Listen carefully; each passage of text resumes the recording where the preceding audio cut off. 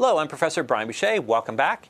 In this video, we're going to do an overview of the company Wolf Junction that we're going to analyze this week. I know it's tempting to just jump in and start looking at ratios, but we wouldn't actually learn anything if we did that. We first need to know the company's strategy and business model to be able to interpret the ratios. Because what the ratios can tell us is what part of a company's strategy is working or not working. So let's take a few minutes to learn about Wolf Junction, and then we can get into the ratio analysis in another video. Let's get started. The company that we're going to be analyzing in the next few videos is called Wolf Junction.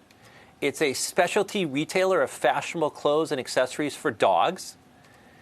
They're located in a lot of shopping malls and on hip shopping streets in the US, Canada, and United Kingdom. They have over 1,200 stores at this point. They own most of their own stores. They don't tend to use franchisees. It appears that the dog is happy about this case, but does this company really exist? No, sadly, Wolf Junction is not a real company, so don't run out to the shopping mall after this video to check out their products. What I'm going to do in these videos is anytime I want to talk about a real company, I'm going to disguise it. I'm going to change the name, change some of the facts so you can't tell who it is. I'm going to do that for three reasons. First, I don't have to worry about a real company getting into a scandal right after I shoot the video and then the video looking inappropriate. Second, if it was a real company, you could find out what actually happened after the point of the analysis, which would sort of spoil some of the surprise aspects of going through the analysis. And third, if it was a real company, I'd have to worry about what I said, because the last thing I want to do is get a call from a real company's lawyers because I've said bad things about it on a video that's going around the world. So for all those reasons, I'm going to disguise real companies when I use them in the videos. But I think this is sort of a cool idea. So if you're looking for a business idea, Wolf Junction may be the way to go. Their strategy is to try to develop a strong reputation as a fashion trendsetter with good quality clothes at reasonable prices. They have a team of designers that work 2 years in advance to try to create the next stylish but basic look for them to roll out into their stores. They carry a very deep inventory of a limited number of items. They try to bring in a new collection of styles every 2 months. Any older styles that are still around, they try to sell quickly by slashing prices. Their clothing is manufactured under the Wolf Junction label, so you won't find any other brand name clothes in their stores.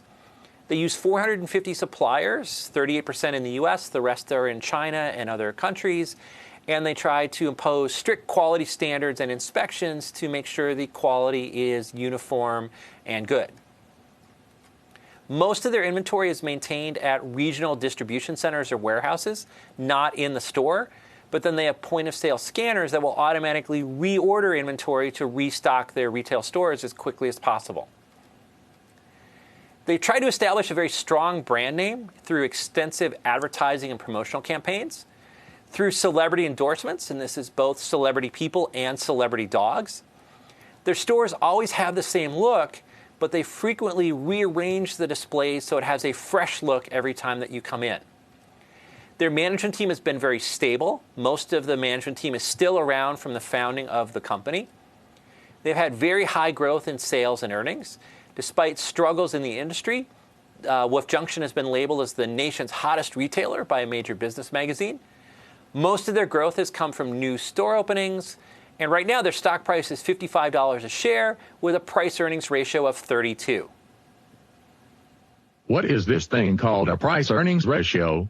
And is 32 good or bad? The price-earnings ratio, or PE ratio, is the ratio of the company's stock price to its earnings per share.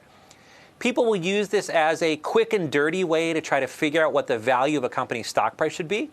So what they'll do is look at the average PE ratio within the company's industry, or they'll look at the company's historical PE ratio. So once you have a benchmark PE ratio, if you multiply that times earnings, it gives you what the stock price should be. Then you can compare it to actual stock price to get a sense for whether the company is over or undervalued. So a PE ratio of 32 would only make sense if you compared it to other firms in the industry or to Wolf Junction's historical ratio. I'm not going to talk about it any more than this because I think it's a really bad way to assess the value of the company. If you're interested in valuation, I will do an optional video later on where I'll show you a much better way that you can try to come up with the value of a company's stock price.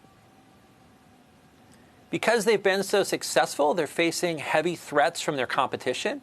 Major department store retailers and other specialty clothing store chains have now plans to introduce similar lines of dog clothing to eat into their market share.